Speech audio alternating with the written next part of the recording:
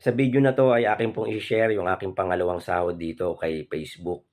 Pero bago ko po i-share sa inyo, gusto ko lang muna magbigay ng konting tips sa mga baguhan pa lang dito sa mundo ng pagre-reels. Alam niyo pagka pinasok niyo po yung mundo ng pagre-reels, ang karanasan niyo dito ay unang-una, hindi po mabilis yung pagtaas ng mga views niyo dito, yung pagdami ng mga followers ninyo, at may mga pagkakataon, may mga violation, restriction kayong mararanasan pagka pinasok niyo po yung mundo ng pagre-reels. Hindi po kayo, exempted diyan sa mga restriction niya 'yan at saka mga violation na 'yan na katulad ko na nagsisimula pa lang ako ay naranasan ko rin 'yan. Kaya, ang tips ko lang po sa inyo na pagka pinasok niyo po ang mundo ng pagre-reels ay make sure po na alam niyo po yung mga policy dito kay Facebook. Ano po yung ibig kong sabihin, pagka hindi niyo po nalalaman yung policy dito, puwede po kayong manood ng mga tutorial, marami po diyan.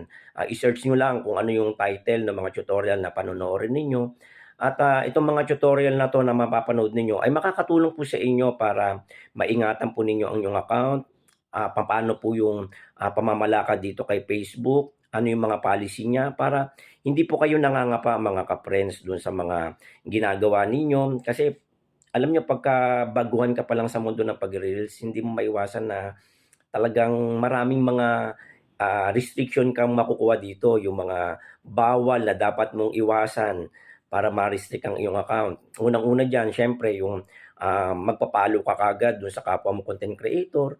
Pagka hindi mo alam yung policy ng ganyan ay puwedeng ma-restrict ang iyong account. Pangalawa ay yung alam mo yung excited ka na mag-share ng maraming mga post mo para makita dun sa ano mo, wall mo na marami kang mga share.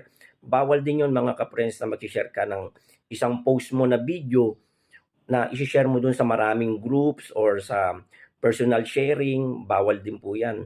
At yung puwede ring ma-restrict din yung account sa pamamagitan ng, um, hindi mo natapos yung video na pinapanood mo, mga ilang seconds lang na pinanood mo and then nag-react ka, nag-comment ka kaagad at shinare mo pa yung video niya, eh, puwede rin pong ma-restrict ang inyong account mga ka-friends. Ito yung mga, um restriction na puwede niyo pong makuha dito sa mundo ng pagre-reels. At dito po ay akin na pong sasabihin sa inyo yung, aking sahod mga ka-friends, na itong aking pangalawang sahod ay alam niyo hindi man 'to kalakihan itong sahod na nakuha ko.